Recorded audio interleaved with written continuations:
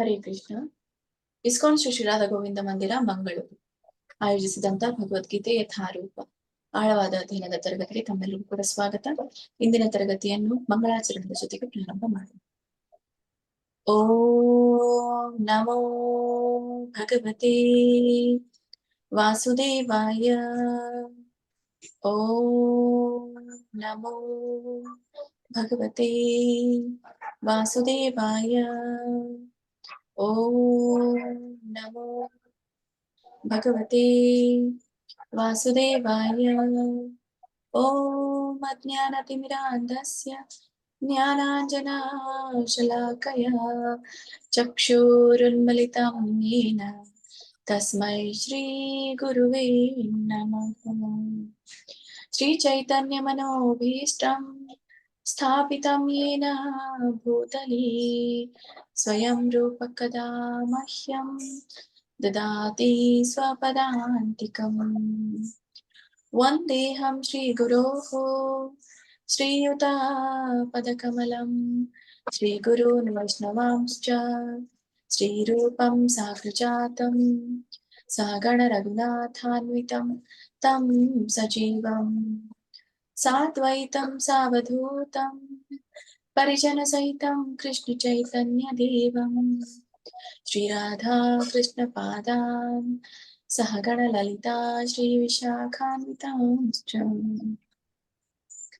ಹೇ ಕೃಷ್ಣ ಕರುಣಾ ಸಿಂಧೋ ದೀನಬಂಧೋ ಜಗತ್ಪತೆ ಗೋಪೇಶ ಗೋಪಿಕಾ ಕಾಂತ ರಾಧಾಕಾಂತ ನಮೋಸ್ತುತೇ. ತಪ್ತ ಕಾಂಚನ ಗೌರಾಂಗಿ ರಾಧೆ ವೃಂದಾವನೇಶ್ವರಿ ವೃಷಭಾನುಸುತೆ ದೇವಿ ಪ್ರಣಮಾಮಿ ಹರಿಪ್ರಿಯೇ. ನಮಃ ಓಂ ವಿಷ್ಣುಪಾದಾಯ ಕೃಷ್ಣಪ್ರೇಷ್ಠಾಯ ಭೂತಲೇ ಶ್ರೀಮತೆ ಭಕ್ತಿವೇದಾಂತ ಸ್ವಾಮಿನಿತಿ ನಾಮಿನೇ. ನಮಸ್ತೆ ಸಾರಸ್ವತೆ ದೇವಿ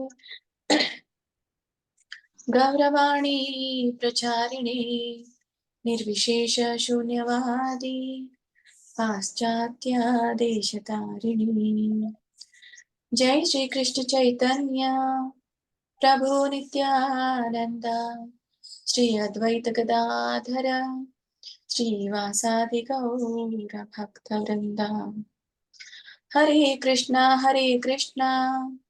ಕೃಷ್ಣ ಕೃಷ್ಣ ಹರೇ ಹರೇ ಹರೇ ರಾಮ ರಾಮ ರಾಮ ಹರೇ ಹರೇ. ಇಸ್ಕಾನ್ ಶ್ರೀ ಶ್ರೀರಾಧ ಗೋವಿಂದ ಕಿ ಜೈ. ಶ್ರೀ ಶ್ರೀ ಗೌರನಿತಾಯಿ ಕಿ ಜೈ. ಶ್ರೀಲ ಪ್ರಭುಪಾದ್ ಕಿ ಜೈ.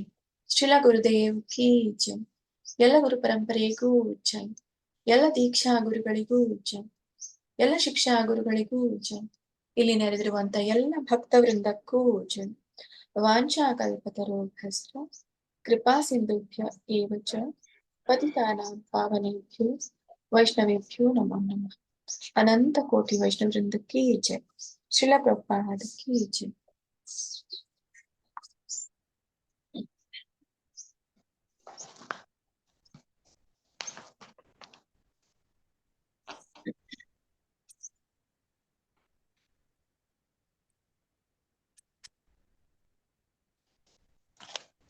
ಸುಮಂಗಲ ಮತ್ತಾಜಿ ಇಲ್ಲ.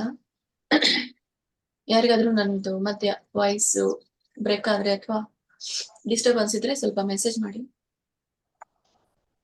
ಹರೇ ಕೃಷ್ಣ ಮಾತಾಜಿ. ಹರೇ ಕೃಷ್ಣ.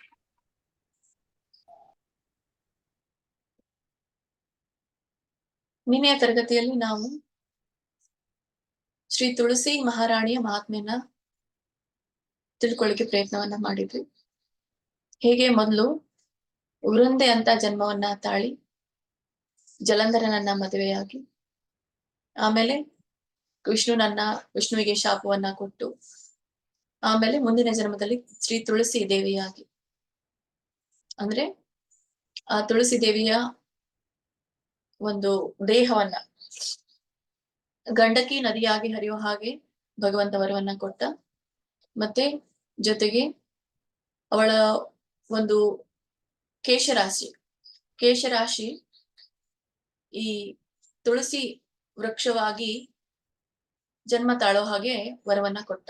ಮತ್ತೆ ಜೊತೆಗೆ ಅವಳು ಏನು ಪಾಷಾಣ ಆಗೋ ಹಾಗೆ ವಿಷ್ಣುವಿಗೆ ಒಂದು ಶಾಪವನ್ನ ವಿಧಿಸಿದ್ಲು, ಆ ಶಾಪವನ್ನು ಕೂಡ ನೆರವೇರಿಸಿದ ಭಗವಂತ. ಪಾಷಾಣ ಅಂತಂದ್ರೆ ಈ ಒಂದು ಸಾಲಿಗ್ರಾಮದ ರೂಪದಲ್ಲಿ ಅವನು ಗಂಡಕಿ ನದಿಯ ಬಳಿಯಲ್ಲಿ ಸ್ಥಾಪಿತ ಆದ ಅನ್ನೋದನ್ನ ನಾವು ತಿಳಿದುಕೊಂಡ್ವಿ.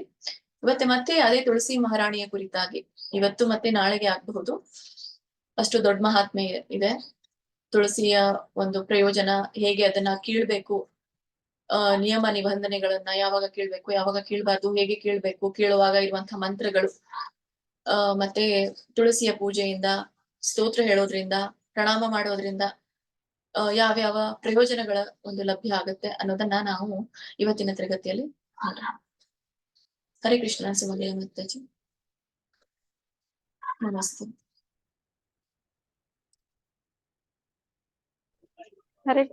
ಹರೇ ಕೃಷ್ಣ ಮಾತಾಜಿ, ನಮಸ್ಕಾರಗಳು. ಕೇಳಿಸ್ತಾ? ಹರೇ ಕೃಷ್ಣ ಮಾತಾಜಿ, ನಮಸ್ಕಾರ. ಹಾ ಮಾತಾಜಿ, ಹರೇ ಕೃಷ್ಣ. ಕೇಳಿಸ್ತು ಮಾತಾಜಿ.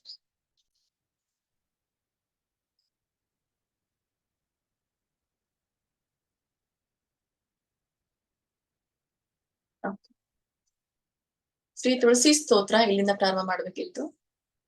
ಪೂರ್ಣ ಎಲ್ಲ ನಾನು ಓದೋದಿಲ್ಲ, ಅಲ್ಲಿರೋದನ್ನ ಸಂಕ್ಷಿಪ್ತವಾಗಿ ನಾನು ನಿಮ್ಗೆ ಹೇಳ್ತೇನೆ. ಈ ತುಳಸಿ ನಾಮ ಕೇವಲ ನಾಮ ಉಚ್ಚಾರಣೆ ಮಾಡೋದ್ರಿಂದನೂ ಕೂಡ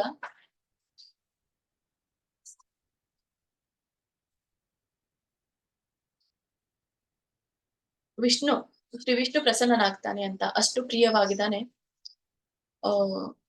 ಅಷ್ಟು ಪ್ರಿಯವಾಗಿದ್ದಾಳೆ ತುಳಸಿ ವಿಷ್ಣುವಿನಿಗೆ. ಮನುಷ್ಯನ ಪಾಪಗಳು ಹೇಗೆ ನಷ್ಟವಾಗುತ್ತೆ, ಮತ್ತೆ ನಾವು ಈ ಪುಣ್ಯ ಅನ್ನೋದನ್ನ ತುಳಸಿ ಮಹಾತ್ಮೆಯನ್ನ ಕೇಳೋದ್ರಿಂದ, ತುಳಸಿ ಒಂದು ಧಾರಣೆಯಿಂದ ನಾವು ಅಕ್ಷಯವಾದಂತಹ ಪುಣ್ಯ ಅಂತಂದ್ರೆ ಕ್ಷಯಿಸಲಾರದಂತಹ ಪುಣ್ಯವನ್ನ ಸಂಪಾದನೆ ಮಾಡ್ತೀವಿ ಅಂತ ಶ್ರೀ ವಿಷ್ಣುನೇ ಹೇಳ್ತಾರೆ. ಮತ್ತೆ ಮುಂಜಾವಿನ ಜಾವು ಎದ್ದ ತಕ್ಷಣ ಅಥವಾ ನಿರಂತರವಾಗಿ ನೀವು ತುಳಸಿ ವೃಕ್ಷದ ದರ್ಶನವನ್ನ ಮಾಡೋದ್ರಿಂದ ನಿಮ್ಗೆ ಕೋಟಿ ಕೋಟಿ ಗೋದಾನ ಫಲ, ಗೋವಿನ ದಾನವನ್ನ ಮಾಡಿದಷ್ಟು ಫಲ ಸಿಗುತ್ತಂತೆ. ಯಾರಿಗೂ ಕೂಡ ಈಗಿನ ಕಾಲದಲ್ಲಿ ಗೋವನ್ನ ಖರೀದಿ ಮಾಡಿ ದಾನ ಮಾಡುವಷ್ಟು ಸಮಯನೂ ಇಲ್ಲ, ಅವ್ರ ಹತ್ರ ಹಣ ಇದ್ರೂ ಕೂಡ ಅದನ್ನ ಅವರು ವ್ಯರ್ಥ ಮಾಡೋದೇ ಇಲ್ಲ. ಹಾಗಾಗಿ ಕೇವಲ ಈ ತುಳಸಿಯ ದರ್ಶನ ಮಾತ್ರದಿಂದ, ಪೂಜೆಯ ಮಾತ್ರದಿಂದ ಕೋಟಿ ಕೋಟಿ ಗೋದಾನದ ಫಲ ಸಿಗುತ್ತೆ ಅಂತ ಇಲ್ಲಿ ಹೇಳ್ತಾರೆ. ಹಾಗಾದ್ರೆ ಯಾಕೆ ನಾವು ತುಳಸಿ ದೇವಿಗೆ ವಂದನೆ ಮಾಡ್ಬಾರ್ದು, ತುಳಸಿ ದೇವಿ ಪೂಜೆಯನ್ನ ಮಾಡ್ಬಾರ್ದು? ಈ ಗ್ರಂಥಗಳಲ್ಲಿ ಬಹಳಷ್ಟು ನಮ್ಗೆ ಪುಣ್ಯಗಳನ್ನ ಪ್ರಾಪ್ತಿ ಮಾಡ್ಕೊಳ್ಳಿಕ್ಕೆ ಮತ್ತೆ ಈ ಪಾಪಗಳನ್ನ ನಾಶ ಮಾಡ್ಲಿಕ್ಕೆ ಬಹಳಷ್ಟು ವ್ರತಗಳ ಆಚರಣೆಗಳನ್ನ ಹೇಳಲಾಗಿದೆ. ಅದರಲ್ಲಿ ವಿಷ್ಣುವಿನಿಗೆ ಪ್ರಿಯವಾದದ್ದು ಈ ಏಕಾದಶಿ ಮತ್ತೆ ತುಳಸಿ ದೇವಿ. ಹೀಗೆ ಇವುಗಳನ್ನ ನಾವು ಪಾಪ ನಾಶ ಮಾಡ್ಕೊಳ್ಬೇಕು. ಗ್ರಂಥಗಳಲ್ಲಿ ಇದು ಕರ್ಮಕಾಂಡ ಅಂತ ನಮ್ಗೆ ಗೋಚರಿಸಿದ್ರು ಕೂಡ ಇಲ್ಲಿ ನಮ್ಗೆ ಶುದ್ಧ ಭಕ್ತಿಗೆ ನಾವು ಬರ್ಬೇಕು ಅಂತಂದ್ರೆ ನಮ್ಮ ಒಂದು ಪಾಪಗಳು ನಿವೃತ್ತವಾಗ್ಬೇಕು ಅಂತ, ಅನರ್ಥ ನಿವೃತ್ತಿ ಅಂತ ಹೇಳ್ತೇವೆ. ಹೀಗೆ ಇವು ಪಾಪಗಳು ನಮ್ಗೆ ಈ ಪಾಪಗಳ ನಾಶವಾದಷ್ಟು ನಾವು ಭಗವಂತನಿಗೆ ಹತ್ತಿರವಾಗ್ತಾ ಹೋಗ್ತೇವೆ. ಹೀಗೆ ಈ ಒಂದು ತುಳಸಿಯ ದರ್ಶನದಿಂದ, ಪೂಜೆ ಮಾತ್ರದಿಂದ ಕಲಿಯುಗದ ಜನರು ನಿಜವಾಗಿಯೂ ಕೂಡ ಧನ್ಯರು ಅಂತ ಹೇಳ್ತಾರೆ. ಯಾಕಂದ್ರೆ ಹಿಂದಿನ ಯುಗಗಳಲ್ಲಿ ಬಹಳಷ್ಟು ತಪಸ್ಸು, ಧ್ಯಾನ ಮತ್ತೆ ಯಜ್ಞಗಳನ್ನ ಮಾಡ್ಬೇಕಾಗ್ತಿತ್ತು, ಅಷ್ಟು ಶುದ್ಧವಾಗ್ಬೇಕಾಗಿರ್ತಿತ್ತು, ಅಷ್ಟು ಶುದ್ಧತೆಯ ವಾತಾವರಣ ಕೂಡ ಅವಾಗಿತ್ತು. ಗುರು ಹಿರಿಯರು ಕೂಡ ಆ ಆಚರಣೆಗಳನ್ನ ಹೇಳ್ಕೊಟ್ಟು ಅವರ ಮಾರ್ಗದರ್ಶನದ ಅಡಿಯಲ್ಲಿ ಎಲ್ಲ ಶಿಷ್ಯರು ಕೂಡ ಪಾಲಿಸ್ತಾ ಇದ್ರು. ಆದ್ರೆ ಈ ಕಲಿಯುಗದಲ್ಲಿ ಅಂತ ಯಾವುದೇ ಒಂದು ನಮ್ಗೆ ಬೇಕಾದಂತಹ ವಾತಾವರಣ, ಅಂದ್ರೆ ಹಿಂದಿನ ಯುಗಗಳಲ್ಲಿ ಇರುವಂತಹ ಯಾವುದೇ ಒಂದು ಸ್ಥಾನ, ಸ್ಥಿತಿ, ಗತಿ ಯಾವುದು ಕೂಡ ಇಲ್ಲ ಅಂತ. ಹಾಗಾಗಿ ಇಲ್ಲಿ ಕಲಿಯುಗದ ಜನರು ಧನ್ಯರು ಅಂತ ಹೇಳ್ತಾರೆ. ಯಾಕೆಂದ್ರೆ ಪ್ರತಿದಿನ ಸಾಲಿಗ್ರಾಮದ ಪೂಜೆ ಮಾಡಲು ಭಗವಂತನಾದ ಕೇಶವನ ಪೂಜೆಗಾಗಿ ತುಳಸಿ ಸಿಗುತ್ತದೆ. ಸಾಲಿಗ್ರಾಮದ ಪೂಜೆ ಮಾಡ್ಲಿಕ್ಕೆ ಭಗವಂತ ಕೇಶವ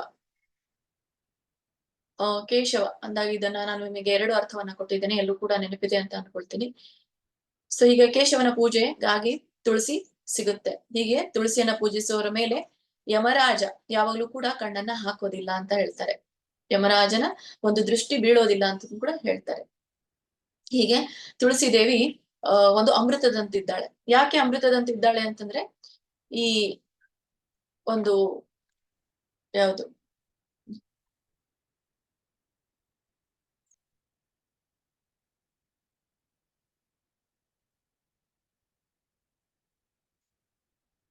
ಇವನ್ ಇಲ್ಲಿ ಅಮೃತ ಮಂಥನದ ವೇಳೆಯಲ್ಲಿ ಉತ್ಪನ್ನವಾಗಿದ್ದವಳು ಆಕ್ಚುಲಿ ಈ ತುಳಸಿ. ಹಾಗಾಗಿ ಇಲ್ಲಿ ಅಮೃತದಿಂದ ಉತ್ಪನ್ನವಾಗಿದ್ದಾರೆ ಅಂತ ಹೇಳ್ತಾರೆ. ಹೀಗೆ ಕೇಶವನಿಗೆ ಅತಿ ಪ್ರಿಯಳಾಗಿದ್ದಾಳೆ. ಮತ್ತೆ ತುಳಸಿ ಪೂಜೆಯನ್ನ ಮಾಡುವಾಗ ನಾವು ತುಳಸಿ ದಳವನ್ನ ಕೀಳುವಾಗ, ತುಳಸಿ ಮಂಜರಿಯನ್ನ ನಾವು ತೆಗೆಯುವಾಗ, ಅಥವಾ ಎಲೆಗಳನ್ನ ಆರಿಸುವಾಗ ನಾವು ಒಂದು ಮಂತ್ರವನ್ನ ಹೇಳ್ಬೇಕು, ಅಥವಾ ನಾವು ಸಂಕಲ್ಪವನ್ನ ಮಾಡ್ಕೊಳ್ಬೇಕು ಅಂತ. ನಾನು ನನ್ನ ಸಲುವಾಗಿ ನೀ ವರದಾಯಿನಿ ಆಗಿರುವ ನಿನ್ನ ಅಂಗದಿಂದ ಕೆಲವೊಂದು ಎಲೆಗಳನ್ನ ನಾನು ಕೀಳ್ತಾ ಇದ್ದೇನೆ, ಮಂಜರಿಗಳನ್ನ ನಾನು ಕೀಳ್ತಾ ಇದ್ದೇನೆ. ಆದ್ರೆ ಇದು ಕೇವಲ ಶ್ರೀಹರಿಯ ಪೂಜೆಗೋಸ್ಕರ. ಹಾಗಾಗಿ ನನ್ನ ಕಲಿಯುಗದಲ್ಲಿ ನಾನು ಮಾಡಿರುವಂತಹ ಪಾಪಗಳನ್ನ ನಾಶ ಮಾಡು ಅಂತ ಹೇಳಿ ನಾವು ಕೇಳ್ಕೊಳ್ಬೇಕು ಅಂತ ಹೇಳ್ತಾರೆ. ಹೀಗೆ ನಾವು ಈ ಭಾವನಾ ಮಂತ್ರದಿಂದ, ಈ ಭಾವನೆಯಿಂದ, ಅಂದ್ರೆ ತುಳಸಿ ದೇವಿಗೆ ಪ್ರಸನ್ನತೆಯನ್ನ ಕೊಡುವಂತಹ ಭಾವನೆ ಮಂತ್ರದಿಂದ ನಾವು ತುಳಸಿಯನ್ನ ದಳಗಳನ್ನ ಆಯ್ಬೇಕು ಅಂತ ಹೇಳ್ತಾರೆ. ಪೂಜೆಗಳಿಗೆ ಕೀಳ್ಬೇಕು ಅಂತ ಹೇಳ್ತಾರೆ. ಇದರಿಂದ ನಿಶ್ಚಿತವಾಗಿಯೂ ಕೂಡ ಫಲ ಸಿಗುತ್ತೆ ಅಂತ ಹೇಳ್ತಾರೆ. ಮತ್ತೆ ಈ ತುಳಸಿ ದೇವಿಯ ಗುಣಗಾನವನ್ನ ಇದೆಲ್ಲ ದೇವಾನುದೇವತೆಗಳು ಕೂಡ ಮಾಡ್ತಾರೆ. ಮತ್ತೆ ಈ ಒಂದು ತುಳಸಿ ದೇವಿಯ ಪ್ರಭಾವನ ದೇವಾನು ದೇವತೆಗಳು, ಸಿದ್ಧ, ಗಂಧರ್ವ, ನಾಗರಾಜ, ಶೇಷನು ಸಹ ಅರಿಯರು ಅಂತ ಹೇಳ್ತಾರೆ. ಅಂದ್ರೆ ಅವ್ರಿಗೂ ಕೂಡ, ದೇವತೆಗಳಿಗೂ ಕೂಡ ಅಷ್ಟು ಇದರ ಒಂದು ಮಹಿಮೆಯನ್ನ ಅಥವಾ ಇದರ ಒಂದು ಪ್ರಭಾವವನ್ನ ಅವರು ಅರಿಯೋದಿಲ್ಲ. ಆದ್ರೆ ದೇವಾನು ದೇವತೆಗಳು ಕೂಡ ಇದರ ಗುಣಗಾನವನ್ನ ಮಾಡ್ತಾರೆ. ಸಮುದ್ರದ ಮಂಥನದ ವೇಳೆಯಲ್ಲಿ ವಿಷ್ಣುವಿನ ಆನಂದಾಶ್ರಗಳಿಂದ ನಿನ್ನ ಉತ್ಪನ್ನವಾಯಿತು. ಆನಂದಾಶ್ರು ಅಂತಂದ್ರೆ ಕಣ್ಣೀರು. ವಿಷ್ಣುವಿನ ಒಂದು ಆನಂದದ ಬಾಷ್ಪದಿಂದ ಯಾವಾಗ ಅಮೃತ ಬಂತು, ಆ ಒಂದು ಆನಂದ ಬಾಷ್ಪದಿಂದ ಉತ್ಪನ್ನವಾದವಳಂತೆ ಈ ತುಳಸಿ. ಹಾಗಾಗಿ ಒಂದು ಪೂರ್ವ ಕಾಲದಲ್ಲಿ ವಿಷ್ಣು ಈ ತುಳಸಿಯನ್ನ ತನ್ನ ಶಿರದ ಮೇಲೆ ಧರಿಸಿದ್ನಂತೆ. ಶಿರದ ಮೇಲೆ ಧರಿಸಿರೋದ್ರಿಂದ ಆ ತುಳಸಿ ದೇವಿ ಪರಮ ಪವಿತ್ರಳಾಗಿದ್ದಾಳೆ ಅಂತ ಹೇಳ್ತಾರೆ. ಮತ್ತೆ ಯಾರು ಈ ಭಗವಂತನ ಅಂಗದಿಂದ, ಅಂದ್ರೆ ಭಗವಂತನ ಶಿರ ಅಂದ್ರೆ ಭಗವಂತನ ಅಂಗ, ಆ ಅಂಗದಿಂದನೇ ಉತ್ಪನ್ನವಾದಂತಹ ಈ ಎಲೆಗಳಿಂದ ವಿಷ್ಣುವನ್ನ ಪೂಜಿಸಿದ್ರೆ ಈ ವಿಘ್ನತೆ ಎಲ್ಲವೂ ಕೂಡ ಹೋಗುತ್ತೆ ಅಂತ ಹೇಳ್ತಾರೆ. ನಿರ್ವಿಘ್ನ ಅಂತ ಹೇಳ್ತಾರೆ. ನಿರ್ವಿಘ್ನತೆಯಿಂದ ಈ ವಿಘ್ನಗಳೆಲ್ಲ ನಮ್ಮದು ಕಳೆದು, ಪಾಪಗಳು ಕಳೆದು ನಾವು ಪರಮಗತಿಯನ್ನ ಪಡಿತೀವಿ. ಮತ್ತೆ ಭಗವಂತ ನಮ್ಮ ಮೇಲೆ ಕೃಪೆ ಮಾಡ್ತಾನೆ ಅಂತ ಹೇಳ್ತಾರೆ.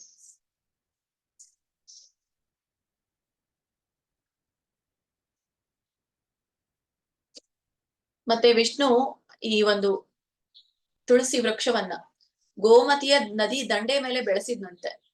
ಯಾರು? ವಿಷ್ಣು. ಮತ್ತೆ ವೃಂದಾವನದಲ್ಲಿ ವಿಹಾರ ಮಾಡುವಾಗ ಸಂಪೂರ್ಣ ಜಗತ್ತು ಮತ್ತು ಗೋಪಿಕೆಯರ ಲಾಭಕ್ಕಾಗಿ ನಿನ್ನನ್ನ ಸೇವನೆ ಮಾಡಿದ. ಅಂದ್ರೆ ವೃಂದಾವನದಲ್ಲಿದ್ದಾಗ ವಿಹಾರ ಮಾಡುವಾಗ ಈ ಇಡೀ ಸೃಷ್ಟಿ ಮತ್ತೆ ಗೋಪಿಕೆಯರು ಇವರ ಲಾಭಕ್ಕಾಗಿ ಭಗವಂತ ಈ ತುಳಸಿಯನ್ನ ಸೇವನೆ ಮಾಡ್ತಾ ಇದ್ನಂತೆ.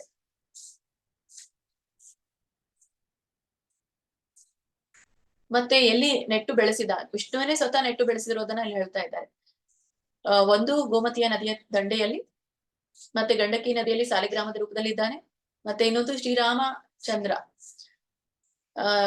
ಈ ರಾಕ್ಷಸರ ವಧಕ್ಕಾಗಿ, ಈ ಅಸುರರನ್ನ ವಧೆ ಮಾಡ್ಲಿಕ್ಕೆ ಈ ಸರಿಯೂ ನದಿಯ ತೀರದಲ್ಲಿ ತುಳಸಿ ದೇವಿಯನ್ನ ನೆಟ್ಟು ಬೆಳೆಸಿದ್ನಂತೆ.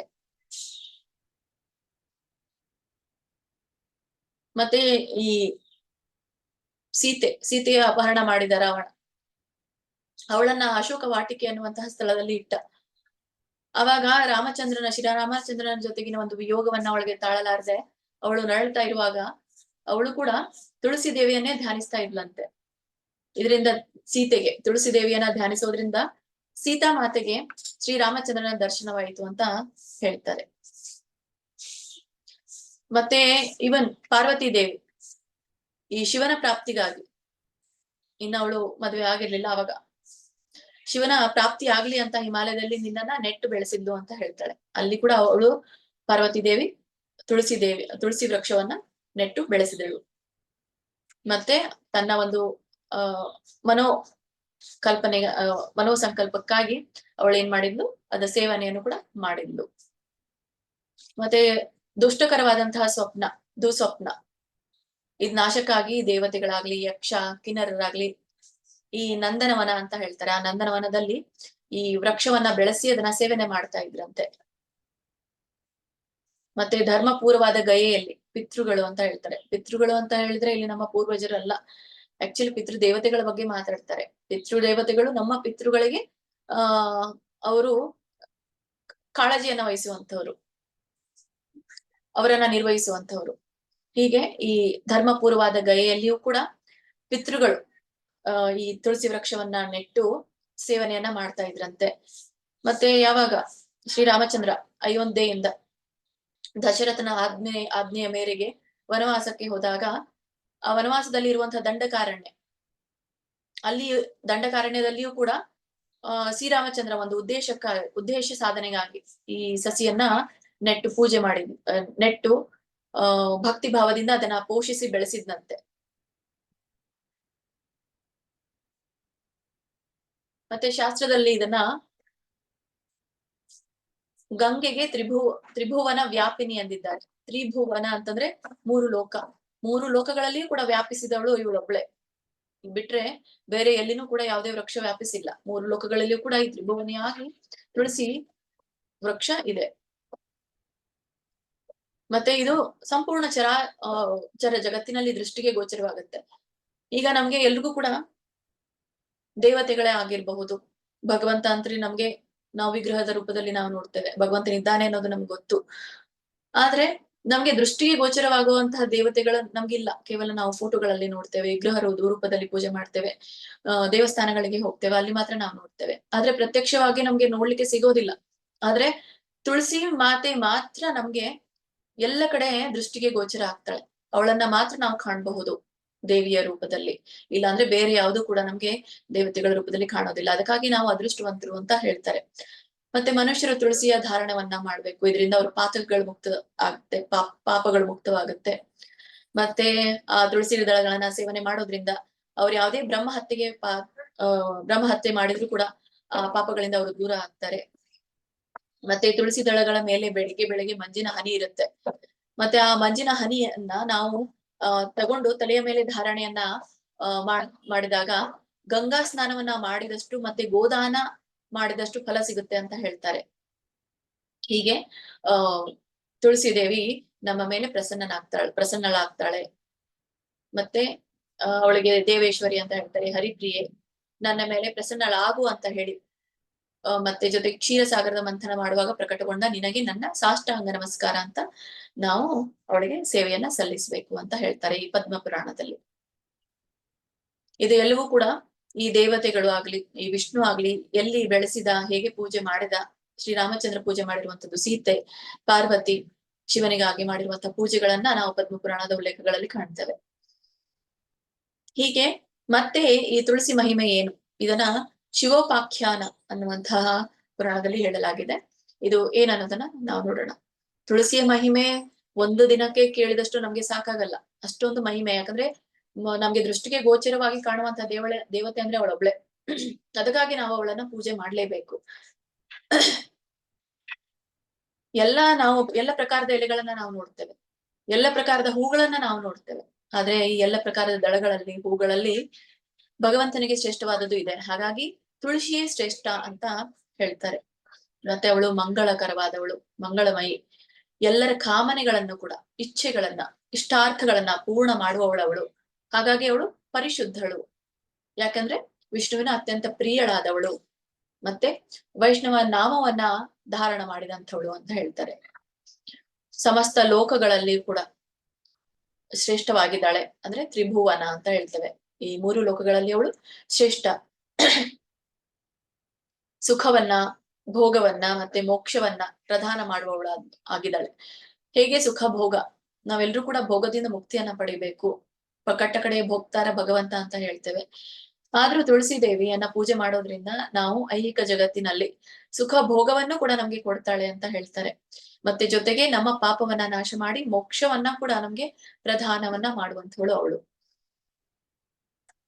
ಮತ್ತೆ ಹೀಗೆ ಮೇಲೆ ಕೊಟ್ಟಿರೋ ಹಾಗೆ ಈ ಸಮಸ್ತ ಕಲ್ಯಾಣಕ್ಕಾಗಿ ಅಂತ ತ್ರಿಭುವನ ಕಲ್ಯಾಣಕ್ಕಾಗಿ ವಿಷ್ಣು ಲೋಕ ಕಲ್ಯಾಣಕ್ಕಾಗಿ ತುಳಸಿ ಅಗಿಯನ್ನ ನೆಟ್ಟಿದ್ದ ಅಂತ ಹೇಳ್ತಾರೆ. ತುಳಸಿ ಅಗಿ ಅಂದ್ರೆ ತುಳಸಿ ಸಸಿ. ತುಳಸಿಯ ಎಲೆ ಮತ್ತು ಹೂಗಳು ಸರ್ವ ಧರ್ಮಗಳಲ್ಲಿಯೂ ಕೂಡ ಶ್ರೇಷ್ಠವಾಗಿದೆ.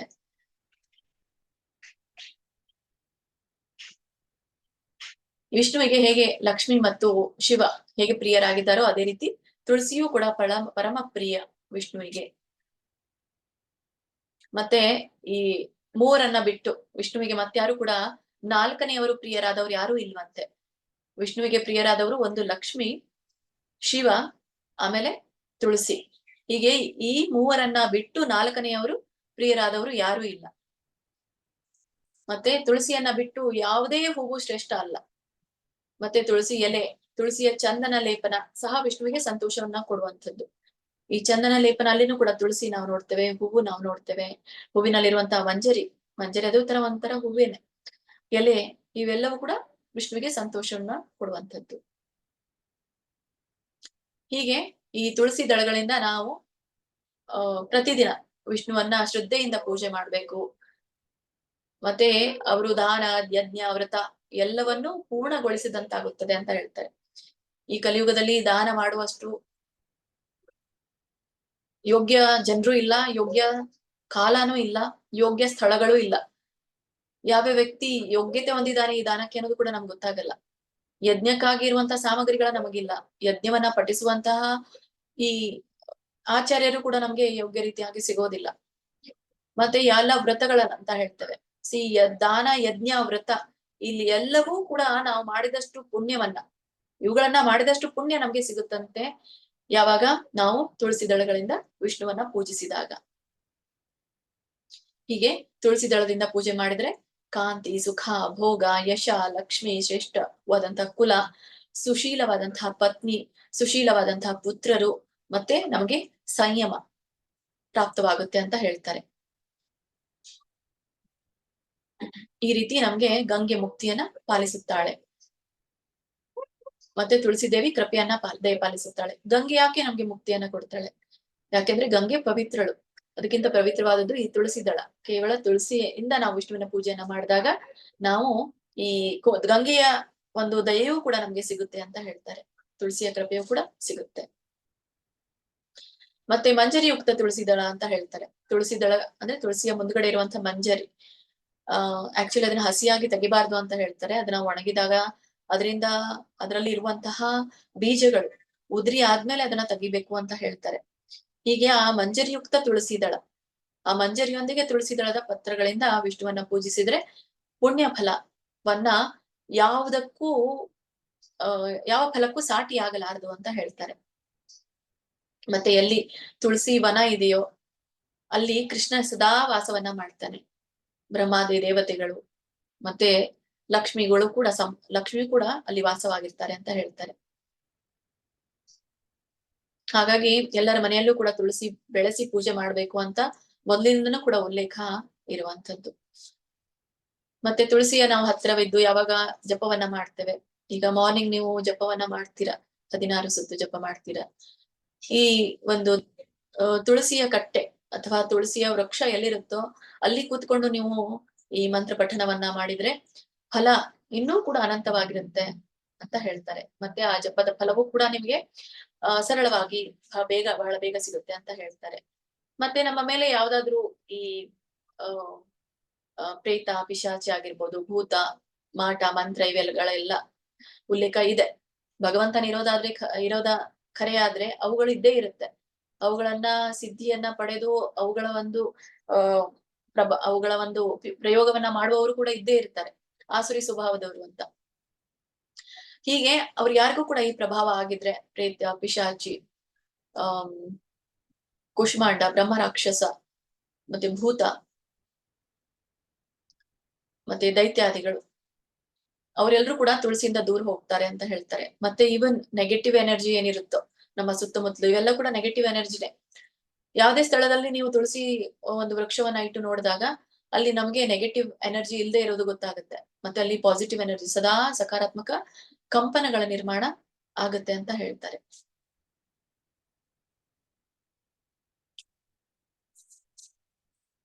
ಮತ್ತೆ ವಿಷ್ಣುವಿನ ಪೂಜೆಗಾಗಿ ಕೆಲವೊಬ್ರು ಆ ಈ ತುಳಸಿಯ ವನವನ್ನೇನೆ ನಿರ್ಮಾಣ ಮಾಡ್ತಾರೆ. ಕೇವಲ ಒಂದು ವೃಕ್ಷ ಅಲ್ಲ, ಮನೆಯಲ್ಲಿ ಎಷ್ಟೊಂದು ತುಳಸಿಗಳನ್ನ ನೆಟ್ಟಿರ್ತಾರೆ. ಅದಕ್ಕೆ ವನವಾಗಿ ಅದನ್ನ ಪರಿವರ್ತಿಸ್ತಾರೆ. ಮತ್ತೆ ಅವರು ಉತ್ತಮ ಫಲವ ಕೊಡುವ 100 ಯಜ್ಞಗಳನ್ನ ಪೂರೈಸಿದ ಹಾಗೆ ಅಂತ ಹೇಳ್ತಾರೆ. ಕೇವಲ ಒಂದು ಯಜ್ಞ ಅಲ್ಲ, 100 ಯಜ್ಞಗಳನ್ನ ಮಾಡಿದ ಹಾಗೆ ಅಂತ. ಮತ್ತೆ ಭಗವಂತನ ಪ್ರತಿಮೆಗೆ, ಭಗವಂತನ ಸಾಲಿಗ್ರಾಮ ಶಿಲೆಗಳಿಗೆ ಅರ್ಪಿಸಿದ ತುಳಸಿ ದಳವನ್ನ ಸೇವಿಸೋದ್ರಿಂದ ಶ್ರೀ ವಿಷ್ಣುವಿನ ಪ್ರಾಪ್ತಿ ಆಗುತ್ತೆ ಅಂತ. ಹಾಗಾಗಿ ಭಗವಂತನಿಗೆ ನೀವು ಯಾವಾಗಲೂ ತುಳಸಿ ದಳವನ್ನ ಏರಿಸಿರ್ತೀರಾ, ಸಾಲಿಗ್ರಾಮದ ಶಿಲೆಗಳಿಗೆ ಏರಿಸಿರ್ತೀರಾ, ಅದನ್ನ ದಯವಿಟ್ಟು ನೀವು ಅದನ್ನ ಎಸಿಬೇಡಿ. ಎಸೆಯೋದು ಅಂದ್ರೆ ಯಾರು ಹೂಗಳನ್ನ ಎಸೆಯೋದಿಲ್ಲ, ಅದನ್ನ ಶೇಖರಿಸಿಟ್ಟು ಗಿಡಕ್ಕೆ ಹಾಕ್ಬೇಕು. ಅದನ್ನ ನಾವು ಡಸ್ಟ್ಬಿನ್ಗೆ ಹಾಕ್ಬಾರ್ದು. ಭಗವಂತನ ಹೂಗಳನ್ನ, ಎಲೆಗಳಿದೆಲ್ಲೂ ಕೂಡ ಸಾಮಾನ್ಯವಾಗಿ ನಿಮ್ಗೆ ಗೊತ್ತು. ಮತ್ತೆ ಮುಖ್ಯವಾಗಿ ಈ ತುಳಸಿ ದಳವನ್ನ, ಭಗವಂತನಿಗೆ ಅರ್ಪಿಸಿದಂತ ತುಳಸಿ ದಳವನ್ನ ನಾವು ಸ್ವೀಕರಿಸಬೇಕು ಅಂತ, ಅದರ ಸೇವನೆಯನ್ನ ಮಾಡ್ಬೇಕು. ನೆಕ್ಸ್ಟ್ ಡೇ ಮಾಡಬಹುದು, ನೀವು ಅದನ್ನ ತೆಗಿತಿರ್ತೀರಲ್ಲ ಆವಾಗ. ಇದರಿಂದ ವಿಷ್ಣು ಪ್ರಾಪ್ತಿ ಆಗ್ತಾನೆ ಅಂತ ಹೇಳ್ತಾರೆ. ಮತ್ತೆ ಜೊತೆಗೆ ಈ ಶ್ರೀಹರಿಗೆ ಪೂಜೆ ಮಾಡುವಾಗ ಅರ್ಪಿಸಿದ ದಳ, ಆ ದಳವನ್ನ ಶಿರದಲ್ಲಿ ಧರಿಸ್ತಾರೋ ಅವರು ಪಾಪ ಮುಕ್ತವಾಗ್ತಾರೆ, ವೈಕುಂಠಕ್ಕೆ ವೈಕುಂಠ ಅವರಿಗೆ ಪ್ರಾಪ್ತಿ ಆಗುತ್ತೆ ಅಂತ ಹೇಳ್ತಾರೆ. ಮತ್ತೆ ಈ ಕಲಿಯುಗದ ಜನರಿಗೆ ತುಳಸಿಯ ಪೂಜೆ, ಕೀರ್ತನೆ, ಧ್ಯಾನ ಮತ್ತೆ ಧಾರಣ ಮಾಡೋದ್ರಿಂದ ಪಾಪಗಳು ಕೂಡ ಭಸ್ಮವಾಗುತ್ತೆ, ಮತ್ತೆ ಮೋಕ್ಷವನ್ನ ಪಡಿತಾರೆ. ಮತ್ತೆ ಜೊತೆಗೆ ಕೇವಲ ತಾವು ಮಾಡೋದಷ್ಟೇ ಅಲ್ಲ, ಇದನ್ನ ಇತರರಿಗೆ ಹೇಳ್ತಾರೆ. ತುಳಸಿಯ ಮಹಿಮೆಯನ್ನ ಬೇರೆಯವರಿಗೆ ಯಾರು ಹೇಳ್ತಾರೋ ಅವರು ಈ ವಿಷ್ಣುವಿನ ಪರಮಧಾಮವನ್ನ, ಪರಮಗತಿಯನ್ನ ಪ್ರವೇಶಿಸ್ತಾರೆ ಅಂತ ಹೇಳ್ತಾರೆ. ಈಗಾಗಲೇ ಇಲ್ಲಿ ಹೇಳಿರುವಂತಹ ಮೇಲೆ ಇಲ್ಲಿ ಹೇಳಿರುವಂತಹದನ್ನ ಇಲ್ಲಿ ಕೆಳಗಡೆ ಒಂದು ಶ್ಲೋಕದ ರೂಪದಲ್ಲಿ ಕೊಡಲಾಗಿದೆ. ಪೂಜನೆ, ಕೀರ್ತನೆ, ಧ್ಯಾನ, ರೋಪಣೆ, ಧಾರಣೆ ಕಲೌ ತುಳಸಿ ದಹತೆ ಪಾಪಂ ಸ್ವರ್ಗ ಮೋಕ್ಷಂ ದದಾತಿ ಚ. ಉಪದೇಶಂ ತದೇದಸ್ಯಾಹ ಸ್ವಯಂ ಆಚರತೆ ಪುನಃ ಪುನಃ ಪುನಃ ಪುನಃ ಸಯಾತಿ ಪರಮಂ ಸ್ಥಾನಂ ಮಾಧವಸ್ಯ ನಿಕೇತನಂ. ಮಾಧವಸ್ಯ ನಿಕೇತನಂ ಅಂದ್ರೆ ಮಾಧವ, ಮಾಯೆಯನ್ನ ಧರಿಸಿದವ ಅಂತ ಹೇಳ್ತಾರೆ ಮಾಧವ. ಮತ್ತೆ ಜೊತೆಗೆ ಲಕ್ಷ್ಮಿಯ ಒಂದು ಮಾಯೆ. ಹಾಗಾಗಿ ನಿಕೇತನ ಅಂದ್ರೆ ಮಾಧವನ ನಿಕೇತನ, ಅದು ಪರಮಧಾಮ, ಪರಮಗತಿಯನ್ನ ಪಡಿತೀವಿ ಅಂತ ಹೇಳ್ತಾರೆ. ಅವನ ಧಾಮ, ನಿಕೇತನ ಅಂದ್ರೆ ಧಾಮ, ಅವನ ಧಾಮಕ್ಕೆ ಹೋಗ್ತೀವಿ ಅಂತ ಹೇಳ್ತಾರೆ.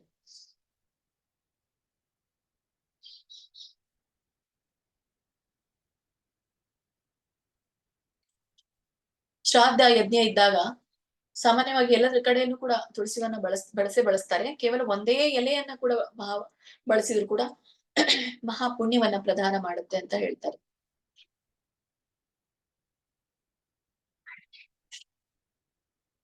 ತುಳಸಿ ಸೇವನೆಯನ್ನ ಮಾಡಿ ಈ ತುಳಸಿಯನ್ನ ಎಲೆಗಳನ್ನ ಈ ಚಂಡಕಿ ಅಂತ ಹೇಳ್ತೇವೆ, ಶಿಖದಲ್ಲಿ ಇಲ್ಲಿ ಇರುತ್ತೆ ನೋಡಿ, ಪ್ರಭುಜಿಗಳು ಅವ್ರಿಗೆ ಇಲ್ಲಿ ಶಿಖದಲ್ಲಿ ಚಂಡಕಿ ಅಂತ ಇರುತ್ತೆ, ಬ್ರಾಹ್ಮಣರು ಹೆಚ್ಚಾಗಿ ಅದನ್ನ ಇಟ್ಕೊಳ್ತಾರೆ. ಹೀಗೆ ಅಲ್ಲಿ ಅದನ್ನ ಧಾರಣೆಯನ್ನ ಮಾಡೋದ್ರಿಂದ ಯಾರು ಅದನ್ನ ಧಾರಣೆ ಮಾಡಿ ದೇಹ ತ್ಯಾಗ ಮಾಡುವವರು, ಅವ್ರಿಗೆ ಯಾವ್ಯಾವ ಪಾಪ ರಾಶಿಗಳಿತ್ತೋ, ಎಷ್ಟೊಂದು ಪಾಪಗಳು ಅವ್ರಿಗಿತ್ತು, ಅದರೆಲ್ಲದ್ರಿಂದ ಕೂಡ ಅವರು ಮುಕ್ತಿಯನ್ನ ಪಡಿತಾರೆ ಅಂತ ಹೇಳ್ತಾರೆ.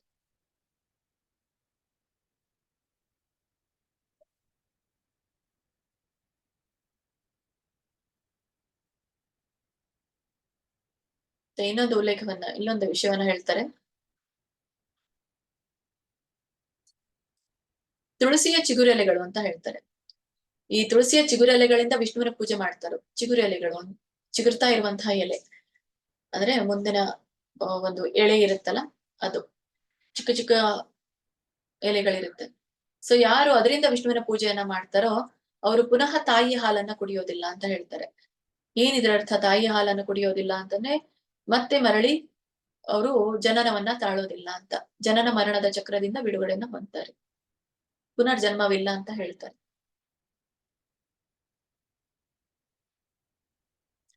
ಮತ್ತೆ ಕೇವಲ ಇದು ನಮ್ಮ ಒಂದು ವಂಶಕ್ಕಷ್ಟೇ ಅಲ್ಲ, ಎಲ್ಲ ವಂಶಗಳಿಗೂ ಕೂಡ, ನಮ್ಮ ಹಿಂದಿನ ವಂಶ, ಸಹಸ್ರಾವಧಿಯ ವಂಶಗಳು, ಹಿಂದೆ ಇರುವಂತದ್ದು, ಮುಂದೆ ಬರುವಂತಹ ವಂಶ, ಇವೆಲ್ಲವನ್ನೂ ಕೂಡ ಪವಿತ್ರ ಮಾಡುತ್ತೆ ನಾವು ಮಾಡುವಂತಹ ಪೂಜೆ. ಹೀಗೆ ತುಳಸಿಯ ಒಂದು ಗುಣಗಾನವನ್ನ ಇಲ್ಲಿ ಮಾಡಲಾಗಿದೆ, ಸಂಪೂರ್ಣ ವರ್ಣನೆಗಳನ್ನ ಇಲ್ಲಿ ಹೇಳಲಾಗಿದೆ. ಮತ್ತೆ ಯಾರು ಈ ಒಂದು ಮಹಿಮೆಯನ್ನ ಶ್ರವಣ ಮಾಡ್ತಾ ಇದ್ದೀರೋ ಇಲ್ಲಿರಂತವ್ರೆಲ್ರು ಕೂಡ ಇವರೆಲ್ರೂ ಕೂಡ ಪುಣ್ಯವನ್ನ ಪಡಿತೀರಿ ಅಂತ ಹೇಳ್ತಾರೆ. ಇಲ್ಲಿ ಒಂದು ಮಂತ್ರವನ್ನ ಹೇಳಲಾಗಿದೆ.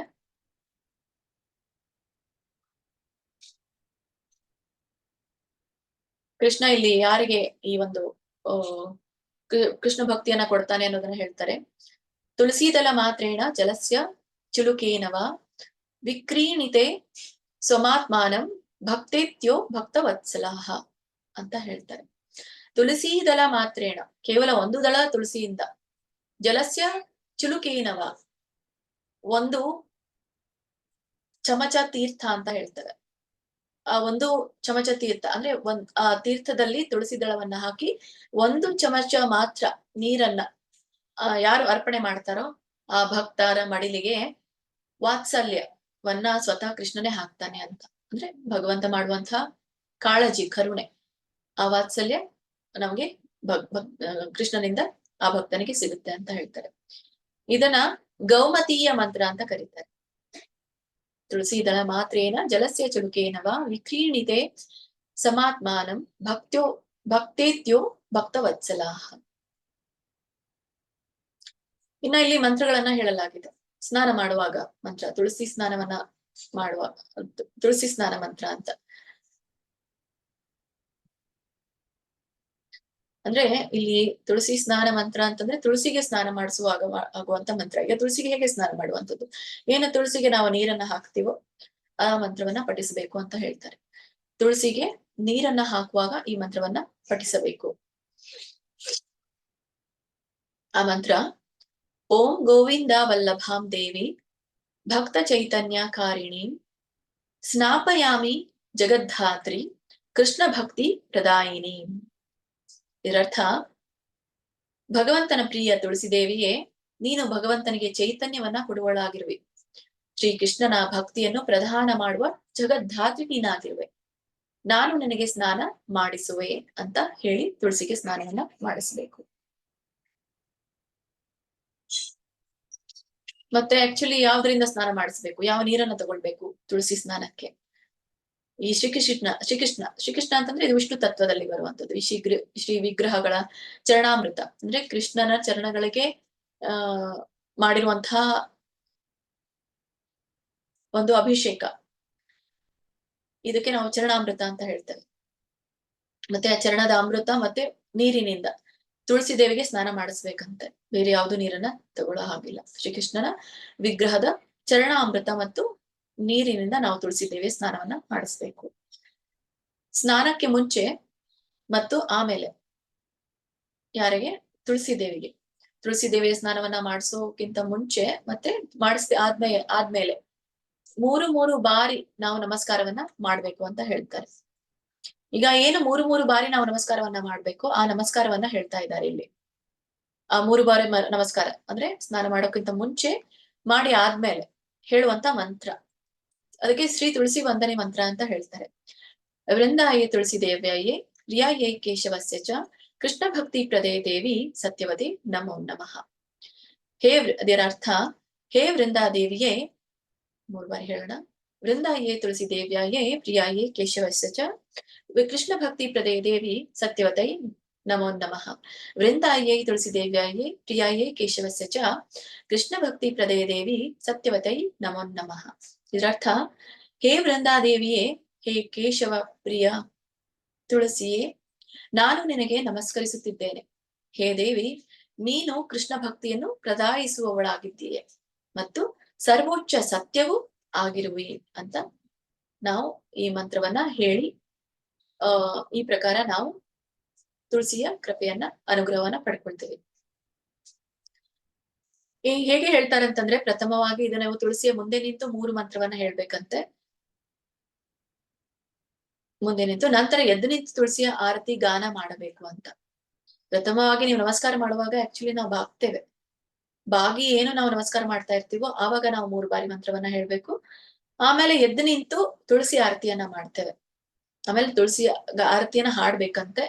ಆಮೇಲೆ ಧೂಪ ದೀಪಗಳಿಂದ ಮಂಗಳಾರತಿಯನ್ನ ಮಾಡಿ ನಂತರ ಮತ್ತೆ 3 ಬಾರಿ ವಂದನೆಯನ್ನ ಹೇಳ್ಬೇಕು ಅಂತ ಹೇಳುತ್ತೆ. ಯಾವುದು ಇಲ್ಲಿ ಹೇಳಿರುವಂತಹ ತುಳಸಿ ವಂದನೆಯನ್ನ.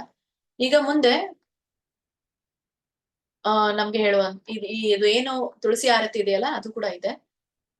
ನಾವು ಈ ತುಳಸಿ ಮಂತ್ರವನ್ನ ಹೇಳಿದ ಮೇಲೆ ತುಳಸಿ ಆರತಿ ಕೂಡ ಹೇಳಲಾಗಿದೆ, ಮುಂದೆ ಇದೆ ಅದರ ಉಲ್ಲೇಖ. ಈ ತುಳಸಿ ತೆಗೆಯುವಾಗ ತುಳಸಿ ದಳವನ್ನ ನಾವೇನ್ ಮಾಡ್ತೇವೆ, ಪೂಜೆಗೋಸ್ಕರ ಬೇಗ ಬೇಗ ಹೋಗಿ ಹೇಗೋ ನಾವು ಕಿತ್ಕೊಂಡ್ ಬರ್ತೀವಿ. ಆ ಕಿತ್ಕೊಂಡು ಬರಬಾರ್ದು. ಈಗ ನಾವು ಹೇಗೆ ಒಂದು ನಮ್ಮ ಎಳೆ ಕೂದಲನ್ನ ಕೂಡ ನಾವು ಕಿತ್ರೆ ನಮ್ಗೆ ಅದ್ರ ಅನುಭವ ಆಗತ್ತೆ, ಆಗಲ್ಲ ಅಂತ ಇಲ್ಲ. ಜೋರಾಗಿ ಕಿತ್ರೆ ಅದು ಬಹಳ ಆಳಾಗಿ ಬೇರೂರಿದ್ರೆ ಕಿತ್ಬಿಟ್ರೆ ಏನಾಗುತ್ತೆ, ನೋವಾಗುತ್ತೆ. ಹೀಗೆ ತುಳಸಿ ದಳವನ್ನ ತೆಗೆಯುವಾಗೂ ಕೂಡ ನಾವು ಬಹಳ ಸಾವಕಾಶವಾಗಿ ತೆಗೆದು ಮತ್ತೆ ಜೊತೆಗೆ ನಮ್ರತೆಯಿಂದ ಈ ಮಂತ್ರವನ್ನ ಹೇಳ್ಬೇಕು ಅಂತ ಹೇಳುತ್ತೆ. ಹಾಗಾಗಿ ತುಳಸಿ ದಳವನ್ನ ಕೀಳುವಾಗ ಹೇಳ್ಬೇಕಾದಂತ ಮಂತ್ರ. ತುಳಸ್ಯಾಮೃತ ಜನ್ಮಾಸ್ಮಿ ಸದಾ ತ್ವಾಂ ಕೇಶವ ಪ್ರಿಯ ಕೇಶವಾರ್ಥಂ ಚಿನೋಮಿ ತ್ವಾಂ ವರದಾ ಭವ ಶೋಭನೆ ಅಂತ. ಇದರರ್ಥ, ಹೇ ತುಳಸಿಯೇ, ನಿನ್ನ ಜನ್ಮ ಅಮೃತದಿಂದ ಆಗಿದೆ. ಯಾವುದು, ಈ ಸಮುದ್ರ ಮಂಥನದ ವೇಳೆಯಲ್ಲಿ ಆಗಿರುವಂತದ್ದು ಈ ತುಳಸಿಯ ಜನ್ಮ. ನೀ ಕೇಶವನಿಗೆ ಸದೈವ ಪ್ರಿಯಳಾಗಿರ್ಬೇಕು. ಯಾವಾಗ ಆನಂದ ಬಾಷ್ಪ ಬರ್ತಾ ಇತ್ತು ವಿಷ್ಣುವಿನ ಕಣ್ಣಿನಲ್ಲಿ, ಆವಾಗ ಹುಟ್ಟಿದಂಥವಳು ತುಳಸಿ. ಅದಕ್ಕಾಗಿ ನೀನು ಸದೈವ ಪ್ರಿಯಳಾಗಿದೆಯೇ. ಮತ್ತೆ ಕೇಶವನ ಪೂಜೆಗಾಗಿ ನಾನು ನಿನ್ನ ದಳ ಮತ್ತು ಮಂಜರಿಯನ್ನ ಕೀಳ್ತಾ ಇದ್ದೇನೆ, ಮತ್ತೆ ಕೃಪೆ ಮಾಡಿ ನನಗೆ ವರದಾನವನ್ನ ಕೊಡು ಅಂತ ಹೇಳಿ ನಮ್ರವಾಗಿ ಈ ಮಂತ್ರವನ್ನ ಹೇಳ್ಬೇಕು ಅಂತ ಹೇಳ್ತಾರೆ. ಆಮೇಲೆ ತುಳಸಿ ಆರತಿ ಆದ್ಮೇಲೆ ತುಳಸಿ ವಂದನೆ ಸ್ನಾನಕ್ಕಿಂತ ಅಂದ್ರೆ ತುಳಸಿ ಸ್ನಾನಕ್ಕಿಂತ ಮುಂಚೆ, ಆಮೇಲೆ ತುಳಸಿ ಆರತಿ ನಂತರ, ತುಳಸಿ ಆರತಿ ನಂತರ ಕೇವಲ ಪ್ರಾತಃ ಕಾಲದಲ್ಲಿ ಒಂದು ವೇಳೆ ತುಳಸಿಯನ್ನು ತೆಗೆಯಬೇಕು ಅಂತ. ತುಳಸಿಯನ್ನ ಕೀಳೋದು ಯಾವಾಗ ಹೇಳ್ತಾರೆ, ಸಮಯ. ನೀವ್ ಯಾವಾಗೋ ಮಧ್ಯಾಹ್ನ, ಸಂಜೆ, ರಾತ್ರಿ ಕೀಳ್ಬಾರ್ದು ತುಳಸಿಯನ್ನ. ಬೆಳಗ್ಗೆ ಯಾವಾಗ ತುಳಸಿ ಆರತಿ ಆಗುತ್ತೋ, ತುಳಸಿ ಆರತಿ ಆದ್ಮೇಲೆ ನೀವು ಬೆಳಗ್ಗೆ ಒಂದು ಸಲಿ ಮಾತ್ರ ಕೀಳ್ಬಹುದು, ಪದೇ ಪದೇ ಅದನ್ನ ತೆಗೆಯೋ ಹಾಗಿಲ್ಲ. ಮತ್ತೆ ಕೇವಲ ಹಳದಿಯಾದ ಎಲೆ ಮತ್ತು ಮಂಜರಿ ಇರುವ ಎಲೆಗಳನ್ನ ಆಯ್ದುಕೊಳ್ಬೇಕು ಅಂತ ಹೇಳ್ತಾರೆ. ಹಳದಿಯಾದ ಎಲೆ ಅಂತಂದ್ರೆ ಅದು ಬಾಡಿ ಉದುರ್ತಾ ಇರುತ್ತೆ. ಹಾಗಾಗಿ ಹಸಿರಾಗಿರುವಂತಹ ಎಲೆಗಳನ್ನ ಕೀಳೋದ್ರಿಂದ ಅವಳಿಗೆ ನೋವಾಗುತ್ತೆ. ಅದಕ್ಕಾಗಿ ಕೇವಲ ಹಳದಿ ಆಗಿರುವಂತ, ಇನ್ನೇನು ಉದುರ್ಲಿಕ್ಕೆ ಇದೆಯಾ ಅನ್ನುವಂತಹ ಎಲೆಯನ್ನ ಕೀಳ್ಬೇಕು ಅಂತ ಹೇಳ್ತಾರೆ. ಮತ್ತೆ ಮಂಜರಿ ಇರುವ ಎಲೆಗಳನ್ನ ಆಯ್ಕೊಳ್ಬೇಕು. ಮಂಜರಿ ಅಂದರೆ ಅದೇ ಬೀಜಿರುವಂತದ್ದು. ಈಗ ಬೀಜ ಇರುವಂತದ್ದು ನೀವು ಕೇಳ್ಬಹುದು, ಅದು ಹಳದಿ ಆಗಿರೋದಿಲ್ಲ. ಬೀಜ ಇರುವಂತದ್ದು ಅಂದಾಗ ಅದು ಆ ಬೀಜ ಏನು ಉದುರ್ತಾ ಇರುತ್ತೋ ಅವಾಗ ಅದು ಎಲೆಗಳು ಕೂಡ ಹಳದಿ ಆಗಿರುತ್ತೆ, ಸ್ವಲ್ಪ ಹಳದಿಗೆ ಬಂದಿರುತ್ತೆ. ಅಂತ ಎಲೆಗಳನ್ನ ನಾವು ಆಯ್ದುಕೊಂಡು ಕೀಳ್ಬೇಕು ಅಂತ. ಚಿಗುರು ಮತ್ತು ಹಸಿಯಾದ ಎಲೆಗಳನ್ನ ಎಂದಿಗೂ ಕೂಡ ತೆಗಿಬಾರ್ದು ಅಂತ ಹೇಳ್ತಾರೆ. ಮತ್ತೆ ಈ ತುಳಸಿ ದಳವನ್ನ ಕೀಳೋದು ಒಂದು ಅಪರಾಧ. ಮತ್ತೆ ಯಾವುದೇ ಒಂದು ಅಪರಾಧವನ್ನ ಮಾಡಿದಾಗ ಅದಕ್ಕೊಂದು ಪ್ರಾಯಶ್ಚಿತ್ತ ಇದೆ.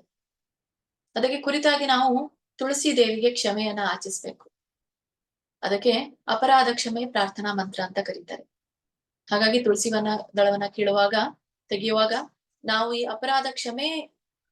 ಅಪರಾಧಕ್ಕೆ ಕ್ಷಮೆಯನ್ನ ಕೊಡು ಅಂತ ಹೇಳಿ ಮಂತ್ರವನ್ನ ಹೇಳ್ಬೇಕು. ಅದೇನು ಅಂದ್ರೆ, ಇದು ಸಾಮಾನ್ಯವಾಗಿ ತುಳಸಿ ದಳವನ್ನ ಕೀಳುವಾಗ ಹೇಳ್ಬೇಕಾಗುವಂತ ಮಂತ್ರ. ಚನಯೋದ್ಭವ ದುಃಖಂಚ ಯದ್ಹೃದಿ ತವ ವರ್ತತೆ ತತ್ಕ್ಷಮಸ್ವ ಜಗನ್ನಾಥಃ ವೃಂದಾದೇವಿ ನಮೋಸ್ತುತೆ. ಇದರರ್ಥ, ಹೇ ಜಗನ್ಮಾತಾ ವೃಂದಾದೇವಿ, ನಿಮ್ಮ ದಳಗಳನ್ನ ತೆಗೆಯುವಾಗ ನಿಮಗೆ ಆಗುವ ಕಷ್ಟವನ್ನು ನೀವು ಸಹಿಸಿಕೊಳ್ಳಿರಿ. ಅದಕ್ಕಾಗಿ ನನ್ನನ್ನು ಕ್ಷಮೆ ಮಾಡಿರಿ.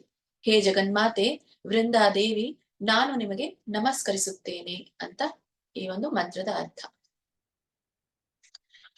ಹಾಗಾಗಿ ನಾವು ಈ ಒಂದು ಭೌತಿಕ ಜಗತ್ತಿನಲ್ಲಿ ಇರುವಂತಹ ನಮ್ಮ ಭೋಗಾಭಿಲಾಷೆ, ಇಚ್ಛೆಗಳು, ಇವುಗಳನ್ನೆಲ್ಲವನ್ನು ಕೂಡ ನಾವು ತ್ಯಾಗ ಮಾಡಿ ತುಳಸಿಯ ಸೇವನೆಯನ್ನ ಮಾಡಬೇಕು. ಮತ್ತೆ ಹರೇ ಕೃಷ್ಣ ಮಹಾಮಂತ್ರದ ಕೀರ್ತನೆಯನ್ನ, ಕೃಷ್ಣ ಲೀಲೆಗಳನ್ನ ಶ್ರವಣ ಮಾಡಬೇಕು. ಮತ್ತೆ ಕೃಷ್ಣ ಪ್ರಸಾದವನ್ನು ಕೂಡ ನಾವು ಸ್ವೀಕರಿಸುವುದರಿಂದ ಕೃಷ್ಣ ಭಾವನಾಮೃತ ಅಂತ ಹೇಳ್ತಾರೆ. ಕೃಷ್ಣನ ಭಾವ ನಮ್ಗೆ ಪ್ರಾಪ್ತಿಯಾಗತ್ತೆ ಕೇವಲ ನಾಮದಿಂದ. ಅಂದ್ರೆ ನಾಮವೇ ನಮಗೆ ಅಮೃತವಾಗಿರುತ್ತೆ. ಹೀಗೆ ಕೃಷ್ಣ ಭಾವನ ನಾಮದ ಅಮೃತ ನಮ್ಗೆ ಪ್ರಾಪ್ತಿಯಾಗತ್ತೆ, ಬಹಳ ಬೇಗ ನಮ್ಗೆ ಪ್ರಾಪ್ತಿಯಾಗತ್ತೆ ಅಂತ ಹೇಳ್ತಾರೆ. ಈಗ ನಾವು ಜಪ ಮಾಡುವಾಗ ಕೃಷ್ಣನ ಭಾವನೆ ನಮ್ಗೆ ಇರಲ್ಲ. ನಾಮದಲ್ಲಿ ನಮ್ಗೆ ಒಂದು ಆಸಕ್ತಿ, ರುಚಿ ಕೆಲವು ಸಮಯ ಇರ್ಬೋದು, ಆದ್ರೆ ಅದು ಮತ್ತೆ 16 ಸುತ್ತು ಆಗುವವರೆಗೂ ಕೂಡ ಅದು ಕಡಿಮೆ ಆಗ್ತಾ ಬಂದಿರುತ್ತೆ. ಮತ್ತೆ ಯಾರು ಈ ತುಳಸಿಯ ಒಂದು ಅನುಗ್ರಹದಿಂದ ಈ ಜಪವನ್ನ ಮಾಡ್ತಾರೋ ಅವರು ಕೃಷ್ಣನ ಭಾವವನ್ನ ಈ ನಾಮದ ಅಮೃತದಲ್ಲಿ ಸಿಗುತ್ತೆ ಅಂತ ಹೇಳ್ತಾರೆ. ಮತ್ತೆ ಈ ಮಾನವ ಜೀವನ, ಈಗ ನಾವೆಲ್ಲರೂ ಕೂಡ ಮಾನವರಾಗಿ ಬಂದಿದ್ದೇವೆ. ಇದು ಒಂದು ಮಾನವರಾಗಿದ್ದಕ್ಕೆ ಕಾರಣ ಈಗ ಹೇಳಿದ್ದೀನಿ ಈಗಾಗ್ಲೇ. ವಿದ್ಯಾರ್ಥಿ ಯಾವಾಗ ವಿದ್ಯಾರ್ಥಿಯಾಗಿ ಅವನು ಅರ್ಹತೆ ಪಡಿತಾನೆ ಅಂತಂದ್ರೆ ಕೇವಲ ಅಡ್ಮಿಷನ್ ತಗೊಂಡಾಗ ಅವನು ಅರ್ಹತೆ ಪಡೆಯೋದಿಲ್ಲ. ಒಬ್ಬ ವಿದ್ಯಾರ್ಥಿ ಆಗ್ಬೇಕು ಅಂತಂದ್ರೆ ಅಲ್ಲಿ ಇರುವಂತಹ ಎಲ್ಲ ಒಂದು ಏನು ನಿಯಮಗಳಿಗೆ, ನಿಬಂಧನೆಗಳಿಗೆ ಅವನು ಒಪ್ಕೊಳ್ಬೇಕು. ನಿಯಮ ನಿಬಂಧನೆಗಳನ್ನ ಒಪ್ಕೊಳ್ಬೇಕು. ಅದಕ್ಕೆ ಅವನು ಸರಿಯಾಗಿ ಅಲ್ಲಿ ಏನೇ ಅವರು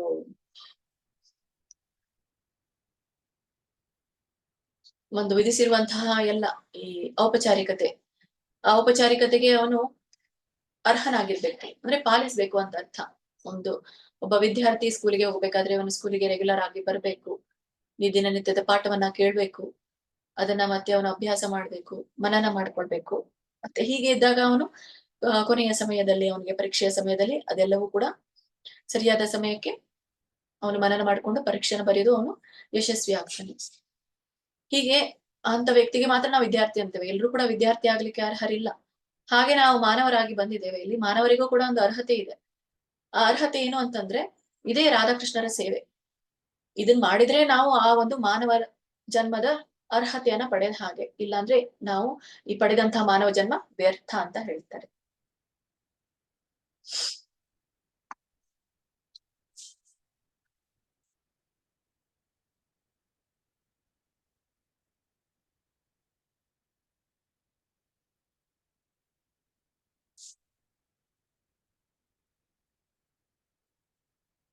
ಹೀಗೆ ಈ ರಾಧಾಕೃಷ್ಣರ ಸೇವೆ ವೇಳೆ ಮಹಾಪ್ರಸಾದ ಜನನಿ ಸರ್ವ ಸೌಭಾಗ್ಯವರ್ಧಿನಿ ಆದಿವ್ಯಾಧಿಹರ ನಿತ್ಯಂ ತುಳಸಿ ತ್ವಂ ನಮೋಸ್ತುತೆ. ಹೀಗೆ ಈ ಮಂತ್ರವನ್ನ ಹೇಳ್ಬೇಕಂತೆ. ಮತ್ತೆ ಯಾವ ಕರ ಅಂದ್ರೆ ಕೈ, ಯಾವ ಕೈ ಭಗವಂತನ ಪೂಜೆಗಾಗಿ ತುಳಸಿ ದಳವನ್ನ ಕೇಳುತ್ತೋ, ಭಗವಂತನ ಪೂಜೆಗಾಗಿ ತುಳಸಿ ದಳವನ್ನ ತರ್ತಾರೋ ಆ ಕೈಗಳು ಧನ್ಯವಾಗಿದೆ ಅಂತ ಸ್ಕಂದ ಪುರಾಣದಲ್ಲಿ ಹೇಳ್ತಾರೆ. ಮತ್ತೆ ಇನ್ನೊಂದು ಮಂತ್ರದಲ್ಲಿ ತುಳಸಿ ಬೀಜ ಇರುವಂತಹ ದಳ, ಹೂವಾಗಿ ಬೀಜವಾಗಿರುವಂತಹ ದಳಕ್ಕೆ ಒಂದು ಮಂತ್ರ ಈ ಒಂದು ಬ್ರಹ್ಮಾಂಡ ಪುರಾಣದಲ್ಲಿ ಕೊಡಲಾಗಿದೆ. ಅದೇನು ಅಂದ್ರೆ ಅಭಿನ್ನ ಪತ್ರಾಂ ಹರಿತ ಹೃದ್ಯ ಮಂಜರಿ ಸಂಯುತಾಂ ಕ್ಷೀರೋದಾರಣ ಸಂಭೂತಾಂ ತುಳಸಿ ದಾಪಯೇದ್ಧರಿ. ಅಭಿನ್ನ ಪತ್ರಾಂ ಅಂದ್ರೆ ತುಳಸಿ ಮಂಜರಿಯಲ್ಲಿ ಇರುವಂತಹ ಬೀಜವಿರುವ ದಳ. ಎಲ್ಲ ಹೂಗಳಲ್ಲಿಯೂ ಕೂಡ ಶ್ರೇಷ್ಠವಾದಂತಹ ಬೀಜ ಆ ತುಳಸಿ ಮಂಜರಿ. ಈ ಮಂಜರಿಯನ್ನ ಕೀಳುವಾಗ ಅದರೊಂದಿಗೆ ಎಲೆವಿರುವುದು ಅವಶ್ಯಕ. ಎಲೆ ಇರ್ಲೇಬೇಕು, ಕೇವಲ ಮಂಜರಿಯನ್ನ ಕೀಳೋ ಹಾಗಿಲ್ಲ, ಅದರೊಂದಿಗೆ ಎಲೆಯನ್ನು ಕೂಡ ಕೀಳ್ಬೇಕು ಅಂತ ಹೇಳ್ತಾರೆ. ಮತ್ತೆ ಇನ್ನೊಂದು ಪದ್ಮ ಪುರಾಣದಲ್ಲಿ ಹೇಳುವ ಪ್ರಕಾರ ಕೆಳಗಿನ ಶ್ಲೋಕದಲ್ಲಿ ತುಳಸಿ ಸಸಿಯನ್ನ ಅಲುಗಾಡಿಸದೆ ಅದರಿಂದ ಎಲೆಯನ್ನ ಕೀಳ್ಬೇಕು ಅಂತ ಹೇಳ್ತಾರೆ. ಇಲ್ಲಾಂದ್ರೆ ಏನ್ ಮಾಡ್ತೇವೆ, ಮಕ್ಕಳ ಕೈಗೆ ನೀವು ತುಳಸಿ ಕಿಟ್ಕೊಂಡ್ ಬಾ ಅಂತ ಹೇಳಿದಾಗ ಅವ್ರು ಜೋರಾಗಿ ಅದನ್ನ ಕಿತ್ಬಿಡ್ತಾರೆ. ಅದರಿಂದ ಆ ತುಳಸಿ ಸಸಿ ಏನಿರುತ್ತೆ ಅಳಗಾಡುತ್ತೆ. ಮತ್ತೆ ತುಳಸಿ ದಳ ಕೀಳುವಾಗ ಅದರದ್ದು ಸಸಿ ಅಳಗಾಡಬಾರ್ದಂತೆ. ಅದರಿಂದ ಎಲೆಯನ್ನ ಅಳಗಾಡದೆ ಅದರ ಎಲೆಯನ್ನ ಕೀಳ್ಬೇಕು ಅಂತ ಹೇಳ್ತಾರೆ. ಇದರಿಂದ ಏನಾಗುತ್ತೆ, ಲಕ್ಷ ಬಾರಿ ಕೃಷ್ಣನ ಪೂಜೆಯ ಫಲ ಪ್ರಾಪ್ತಿಯಾಗುತ್ತೆ ಅಂತ ಹೇಳ್ತಾರೆ. ಯಾಕಂದ್ರೆ ಎಲ್ಲ ವೃಕ್ಷಗಳಲ್ಲಿಯೂ ಕೂಡ ಜೀವ, ಅದು ಜೀವರಾಶಿಗಳು. ಅದರಲ್ಲಿಯೂ ಕೂಡ ವೃಂದೆ ವಿಷ್ಣುವಿನ ಪ್ರಿಯಳಾದವಳು, ಅವಳು ನಮ್ಮ ಕಣ್ಣು ಮುಂದೆ ಕಾಣಿಸ್ತಾ ಇದ್ದಾಳೆ, ದೃಷ್ಟಿಗೆ ಗೋಚರವಾಗ್ತಾಳೆ ಅಂತಂದ್ರೆ ಅದು ನಮ್ಮ ಪುಣ್ಯ. ಹಾಗಾಗಿ ಅವಳಿಗೆ ಆ ಒಂದು ತೊಂದರೆಯನ್ನ ಕೊಡಬಾರದು ಅಂತ. ಅದ್ರಲ್ಲಿ ಏನಿದೆ ಅಂದ್ರೆ ಪದ್ಮ ಪುರಾಣದಲ್ಲಿ ಮಂತ್ರೇಣಾನೇನ ಯಃ ಕುರ್ಯಾತ್ ಗ್ರಹಿತ್ವಾ ತುಳಸಿ ದಲಂ ಪೂಜನಂ ವಾಸುದೇವಸ್ಯ ಲಕ್ಷ ಪೂಜಾ ಫಲಂ ಲಭೇತ್. ಹೀಗೆ ಮೇಲೆ ಹೇಳಿರುವಂತಹ ಒಂದು ಭಾವಾರ್ಥ, ಅದರ ಒಂದು ಶ್ಲೋಕ ಇದು. ಮತ್ತೆ ಪದ್ಮ ಪುರಾಣದಲ್ಲಿ ಹೇಳಿರುವಂತೆ ಸ್ನಾನ ಮಾಡದೆ ಮತ್ತು ಪಾದರಕ್ಷೆಯನ್ನು ಧರಿಸಿ ತುಳಸಿಯನ್ನು ತೆಗೆಯಬಾರದು. ಈ ರೀತಿ ಮಾಡುವವನು ನರಕವಾಸಿಯಾಗುತ್ತಾನೆ. ತುಳಸಿ ವೃಕ್ಷದ ಹತ್ರ ಕೂಡ ಹೋಗ್ಬಾರ್ದಂತೆ ಸ್ನಾನ ಮಾಡದೆ, ಶುದ್ಧರಾಗದೆ. ಮತ್ತೆ ಪಾದರಕ್ಷೆಯನ್ನ ಧರಿಸಿ ತುಳಸಿಯನ್ನ ಕೂಡ ತೆಗಿಬಾರ್ದು ಅಂತ ಹೇಳ್ತಾರೆ. ಅದಕ್ಕೆ ಇರುವಂತಹ ಈ ಪದ್ಮ ಪುರಾಣದಲ್ಲಿ ಒಂದು ಶ್ಲೋಕ, ಅಸ್ನಾತ್ವ ಅಸ್ನಾತ್ವ. ಸ್ನಾತ್ವ ಅಂದ್ರೆ ಸ್ನಾತ್ವ ಅಂದ್ರೆ ಸ್ನಾನ ಮಾಡಿ, ಅಸ್ನಾತ್ವ ಅಂದ್ರೆ ಸ್ನಾನ ಮಾಡದೆ. ಅಸ್ನಾತ್ವ ತುಳಸಿಂ ಚಿತ್ವ ಅಂದ್ರೆ ತೆಗೆಯೋದು.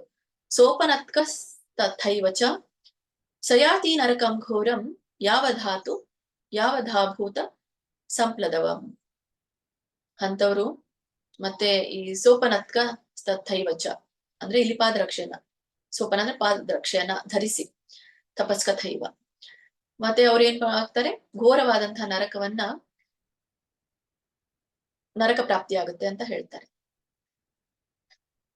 ಮತ್ತೆ ಇನ್ನೊಂದು ಕೆಲವು ಸಂಪ್ರದಾಯಗಳಲ್ಲಿ ಏನ್ ಹೇಳ್ತಾರೆ ಅಂದ್ರೆ, ಈ ತುಳಸಿ ದಳವನ್ನ ತೆಗೆಯುವಂತಹ ಒಂದು ವಿಶಿಷ್ಟತೆ, ಈ ವಿಶಿಷ್ಟವಾದಂತಹ ತಿಥಿಗಳು, ಮತ್ತೆ ಒಂದು ವಿಶಿಷ್ಟವಾದಂತಹ ನಕ್ಷತ್ರ, ವಾರ, ಕೆಲವರು ಹೇಳ್ತಾರೆ ರವಿವಾರ ತೆಗಿಬಾರ್ದು ಅಂತ ಹೇಳ್ತಾರೆ. ಮತ್ತೆ ಇನ್ನು ಇಸ್ಕಾನ್ ನಲ್ಲಿ ಈ ಏಕಾದಶಿ ದ್ವಾದಶಿಯ ದಿನ ಕೀಳ್ಬಾರ್ದು ಅಂತ ಹೇಳ್ತಾರೆ. ಎಲ್ಲ ಸಂಪ್ರದಾಯಗಳಲ್ಲಿ ಬೇರೆ ಬೇರೆ ಆಗಿದೆ. ವಿಶಿಷ್ಟ ತಿಥಿಗಳಲ್ಲಿ ಕೀಳ್ಬಾರ್ದು ಅಂತ ಇದೆ, ನಕ್ಷತ್ರಗಳಲ್ಲಿ ಕೀಳ್ಬಾರ್ದು ಅಂತ ಇದೆ. ಹೀಗೆ ಈ ವೇಳೆಯಲ್ಲಿ ತುಳಸಿಯನ್ನ ತೆಗೆಯಲು ನಿಷೇಧಿಸಲಾಗಿದೆ ಅಂತ ಹೇಳ್ತಾರೆ. ಮತ್ತೆ ಈ ತುಳಸಿ ದಳಗಳನ್ನ ಕೇವಲ ಕೃಷ್ಣನ ಸೇವೆಗಾಗಿ ಪ್ರತಿ ದಿವಸ ಕೇವಲ ಪ್ರಾತಃ ಕಾಲದಲ್ಲಿ ಒಂದೇ ಬಾರಿ ತುಳಸಿಯನ್ನ ತೆಗಿಬೇಕು.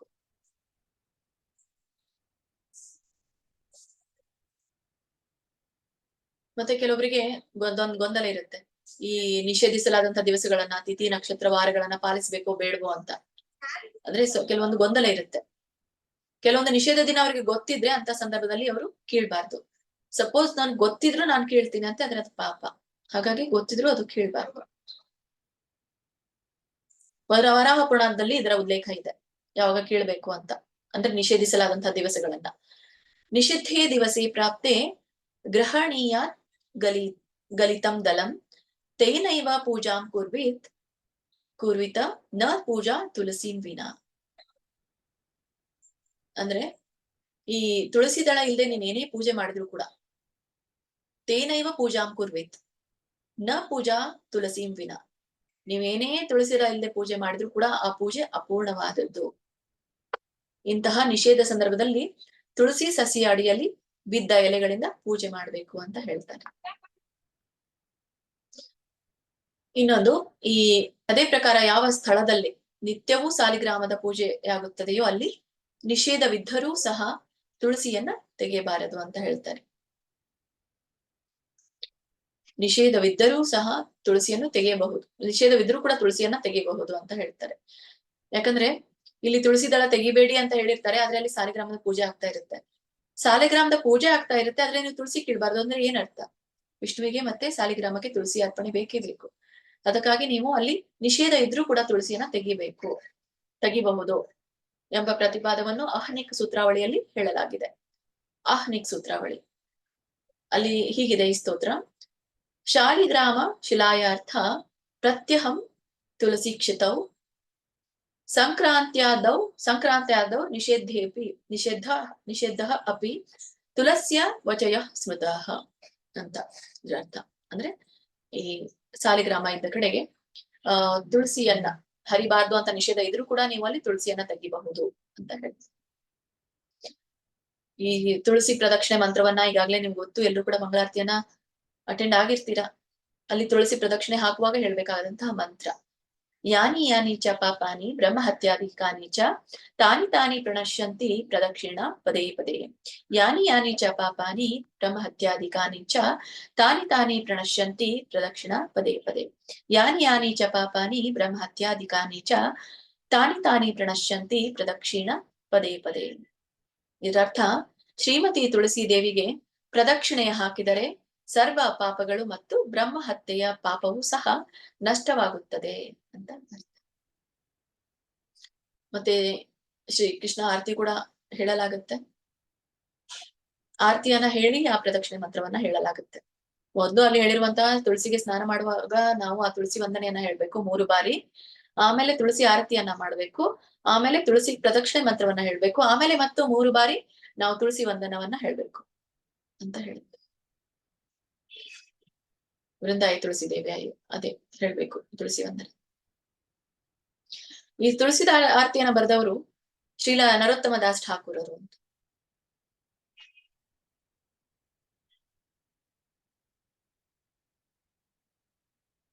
ಎಲ್ಲೂ ಕೂಡ ಗೊತ್ತು.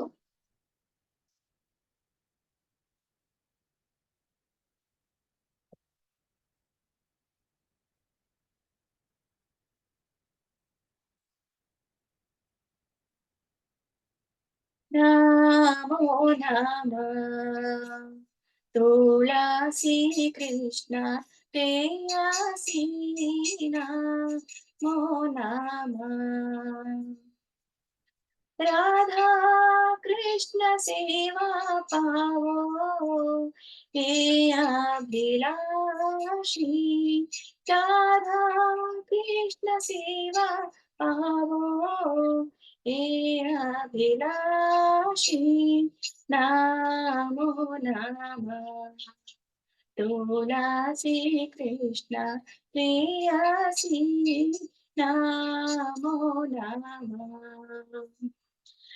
जे तुम्हारा शरण लो तारा वांछ पूर्ण होय जे तुम्हारा शरण लो तारा वांछ पूर्ण होय कृपा करि करा तारे वृंदावन वासी कृपा करि करो तारे वृंदावन वासी नमो नमः तुलसी कृष्ण प्रेयसी नमो नमः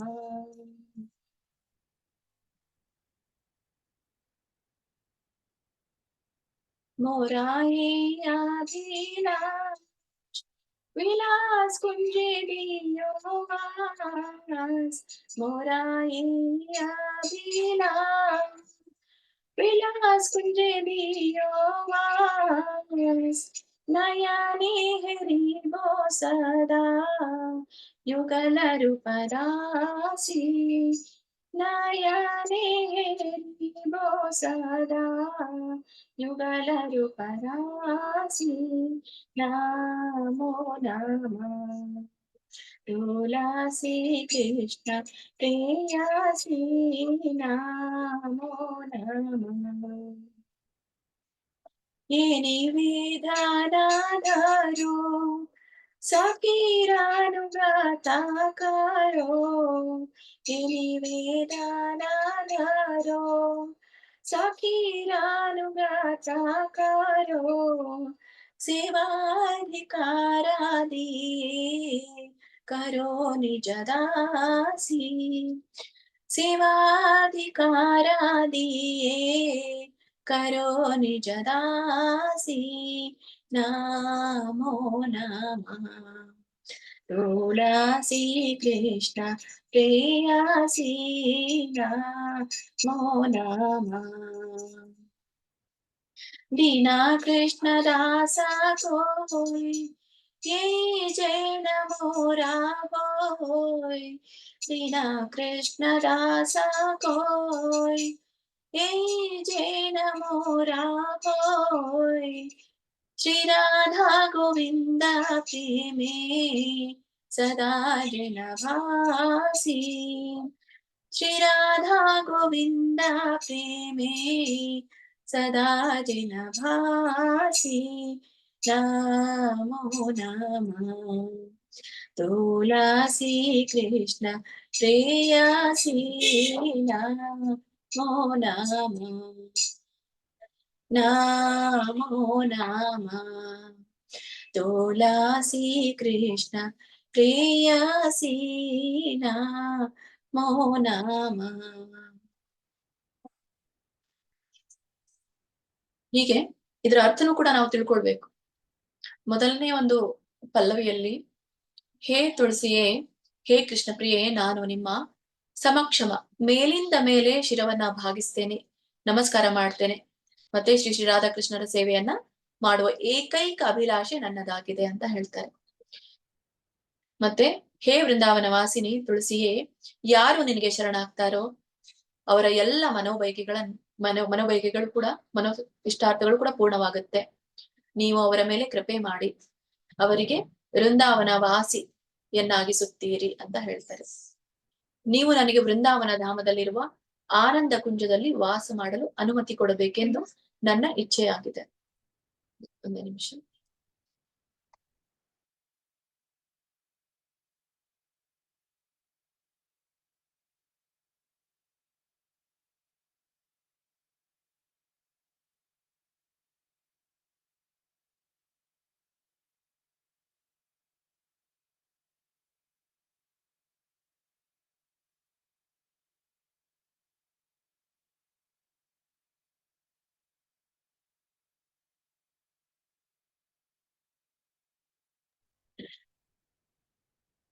ಕ್ಷಮಿಸಿ.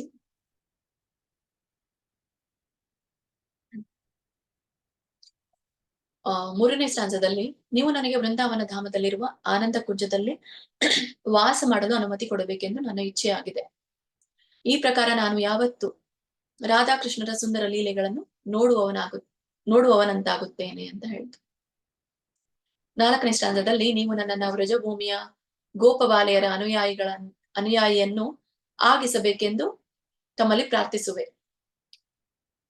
ನೀವು ನನಗೆ ಭಕ್ತಿಯ ಅಧಿಕಾರವನ್ನು ಪ್ರದಾನ ಮಾಡಿ ನನ್ನನ್ನು ದಾಸಿಯನ್ನಾಗಿಸಿಕೊಳ್ಳಿರಿ. ನನ್ನನ್ನು ಯಾವತ್ತೂ ಶ್ರೀ ಶ್ರೀ ರಾಧಾ ಗೋವಿಂದರ ಪ್ರೇಮದಲ್ಲಿಯೇ ಮುಳುಗಿಸುವಂತೆ ತಮ್ಮಲ್ಲಿ ಪತಿತ ಮತ್ತು ಕ್ಷುದ್ರ ಕೃಷ್ಣದಾಸನ ಅಂದ್ರೆ ಪತಿತ ಮತ್ತೆ ಕ್ಷುದ್ರ ಕೃಷ್ಣದಾಸನ ಪ್ರಾರ್ಥನೆಯಾಗಿದೆ. ಅಂದ್ರೆ ನನ್ನನ್ನ ನಾವು ಯಾವಾಗಲೂ ಕೂಡ ಪತಿತರು ಕ್ಷುದ್ರರು ಅಂತ ತಿಳ್ಕೊಂಡು ಕೃಷ್ಣನ ದಾಸನಾಗುವ ಹಾಗೆ ನಮ್ಗೆ ಕರುಣಿಸು ಅಂತ ಹೇಳಿ ಪ್ರಾರ್ಥನೆ ಮಾಡ್ಬೇಕು ಅಂತ ಹೇಳ್ತಾರೆ. ಇನ್ನು ಮುಂದೆ ತುಳಸಿ ದೇವಿಗೆ ಸಂಬಂಧಿತವಾದಂತ ಕೆಲವೊಂದು ಸೂಚನೆಗಳ ಕೊಟ್ಟಿದ್ದಾರೆ. ಶ್ರೀಲಾ ಪ್ರಭುಪಾದ್ ಅವರು ಕೊಟ್ಟಿದ್ದಾರೆ. ಮತ್ತೆ ಅವುಗಳು ಏನು ಇದೆ ಅನ್ನೋದನ್ನ ನಾವು ನಾಳಿನ ತರಗತಿಯಲ್ಲಿ ನಾವು ತಿಳ್ಕೊಳ್ಳೋಣ.